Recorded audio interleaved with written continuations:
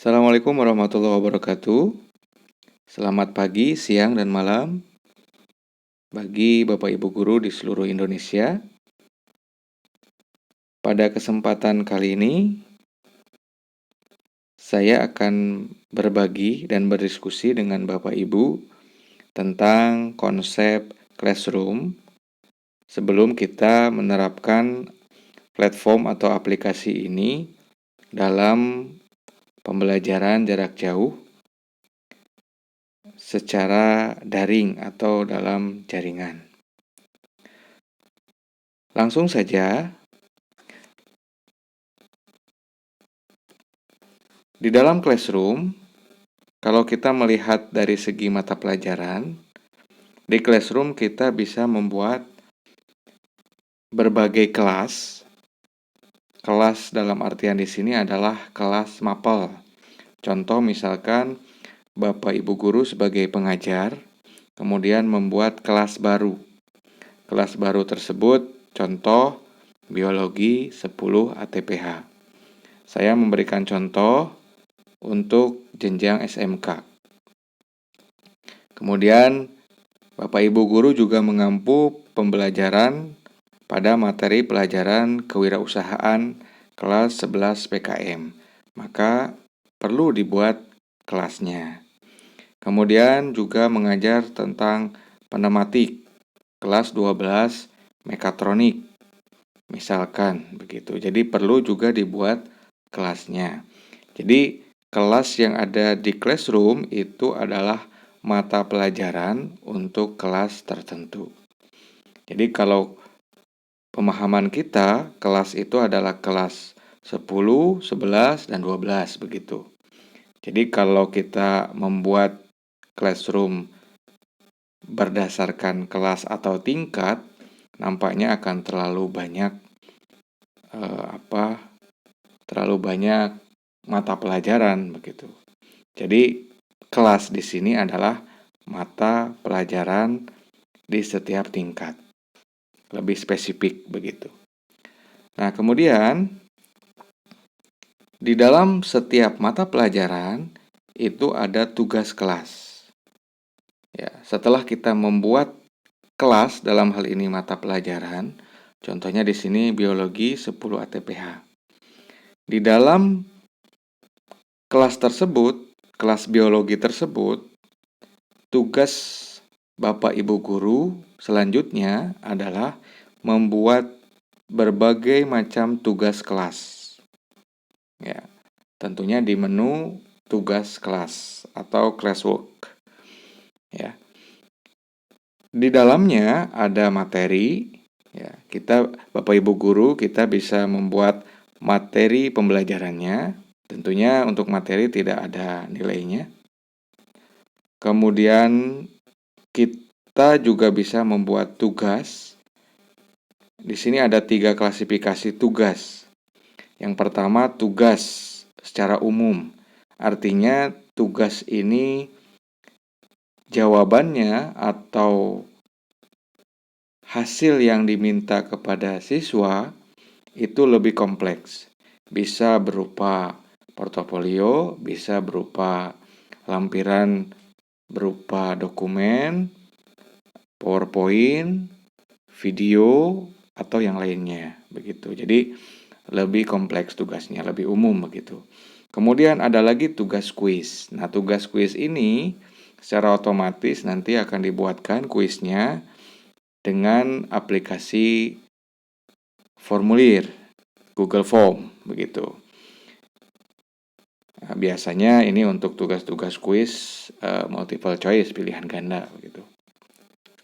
Kemudian yang ketiga, ada tugas pertanyaan. Kalau tugas pertanyaan itu siswa bisa langsung menjawab di kolom jawaban tanpa harus melampirkan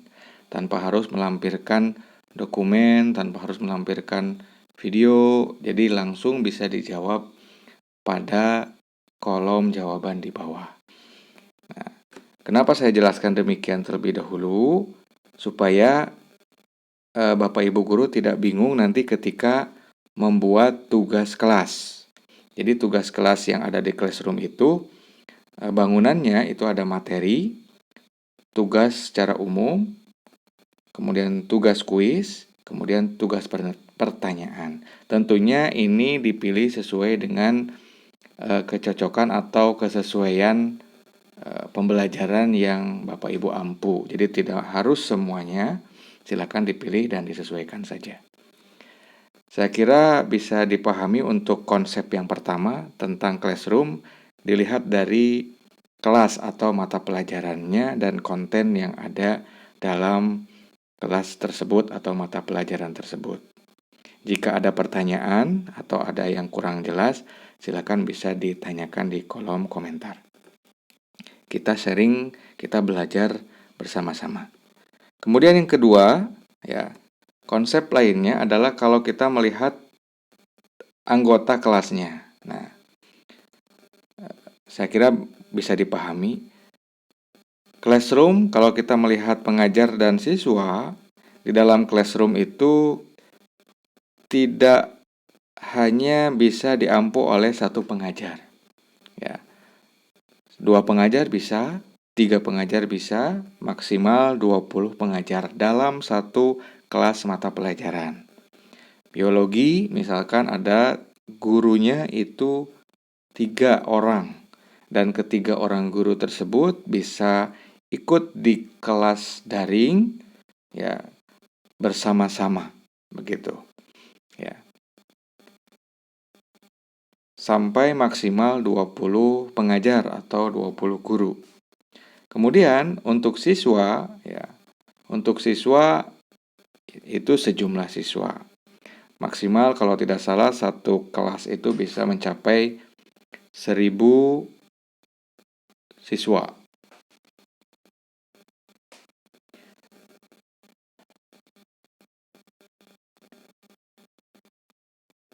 Oke. Selanjutnya, saya kira ini mudah bisa dipahami, ya. Iya. Kemudian antara pengajar 1, pengajar 2, pengajar 3 itu bisa saling berinteraksi dalam classroom tersebut. Bisa posting tentunya, dan semuanya juga bisa melihat nilai yang ada. Ya, jadi semuanya bisa mengakses secara full, ya, apa yang ada di dalam kelas tersebut.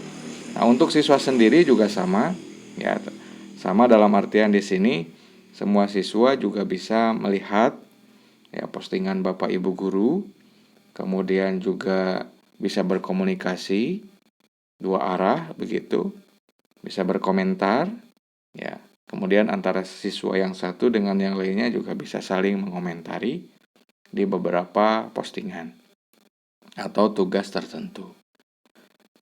Itu kalau dilihat dari anggota kelas. Saya kira ini mudah dipahami. Kemudian selanjutnya, nah ini, integrasi. Oke, salah satu yang secara pribadi saya sukai dari Classroom di sini itu integrasi. Artinya semua perangkat aplikasi platform yang Google sediakan itu saling terhubung satu sama lain, ya, dan sangat membantu menyederhanakan beberapa tugas yang selama ini dirasa cukup ribet lah, boleh dikatakan begitu. Beberapa integrasi aplikasi yang mungkin yang paling utama, yang pertama adalah email. Email di sini berfungsi sebagai pusat notifikasi aktivitas di Classroom, baik untuk guru ataupun siswa. Artinya, setiap Bapak Ibu guru posting ataupun memberikan tugas, mempost tugas, ya, menerbitkan tugas misalkan atau materi pelajaran, pada waktu itu juga secara langsung, ya, notifikasi akan langsung dikirim melalui email. Baik email guru, pengajar yang lain misalkan, dan siswa. Jadi semua siswa selama internetnya mungkin aktif, on, akan mendapatkan notifikasi tersebut. Jadi tidak ada alasan siswa tidak diberitahu begitu. Semuanya ada di email. Kemudian yang kedua, sebagaimana fungsinya email itu untuk media komunikasi dan juga bisa dijadikan sebagai media untuk mengirimkan laporan pembelajaran kepada orang tua atau wali murid. Ya, kita minta email orang tua siswa tersebut, kemudian kita daftarkan. Kemudian kita juga bisa mengirimkan hasil pembelajarannya langsung ke orang tua. Kemudian yang kedua, Drive. Drive di sini fungsinya adalah untuk menyimpan bahan ajar berbasis cloud. Jadi semua bahan ajar Bapak Ibu guru itu silahkan upload dan simpan di Google Drive. Nah, nanti agar lebih mudah untuk bisa membuat materi dan mengambil materi tersebut dari Google Drive, kita tidak perlu repot-repot lagi ya untuk mencari atau mengupload dulu ya, karena semuanya sudah disiapkan di Google Drive. Kemudian ya, segala aktivitas file ya, yang berkaitan dengan tugas, kemudian siswa juga mengumpulkan tugas dengan lampiran file video, dokumen, sheet, slide, dan lain-lain, itu secara otomatis juga akan tersimpan di folder Classroom di Google Drive. Nah, ini tentunya akan sangat memudahkan. Kita tidak perlu ya meminta dan mengumpulkan ya, apalagi sibuk dengan flash disk ya, karena semuanya secara otomatis tersimpan di Drive Bapak Ibu guru. Nah, kemudian selanjutnya kalender. Kalender biasanya jarang digunakan ya. Tapi dalam hal Classroom di sini kalender menjadi penting juga karena setiap tugas yang diberi batas waktu itu akan terekam dan tersimpan di kalender. Sehingga kita bisa memberikan peringatan ataupun jadwal begitu untuk siswa agar segera menyelesaikan beberapa tugas yang sudah dijadwalkan.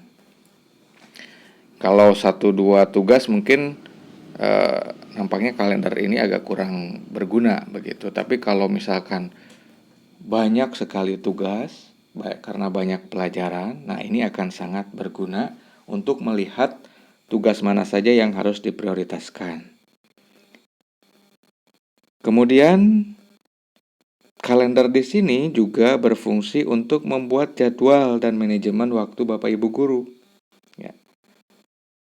Nanti video-video tutorialnya mungkin akan saya coba buatkan ya, agar lebih memperjelas dari penjelasan konsep ini. Kemudian dokumen, sheet, slide, dan form. Nah, ini juga alat-alat produktivitas yang pasti akan digunakan ya oleh siswa dan kemudian oleh tentunya Bapak Ibu guru ya, untuk membuat berbagai tugas atau lampiran mengerjakan tugas, portofolio, dan lain sebagainya. Kemudian alat produktivitas guru juga dan siswa, kemudian angket dan kuesioner juga bisa dibuat dengan Google Form. Kemudian selanjutnya YouTube. Nah, kenapa YouTube ada di Classroom?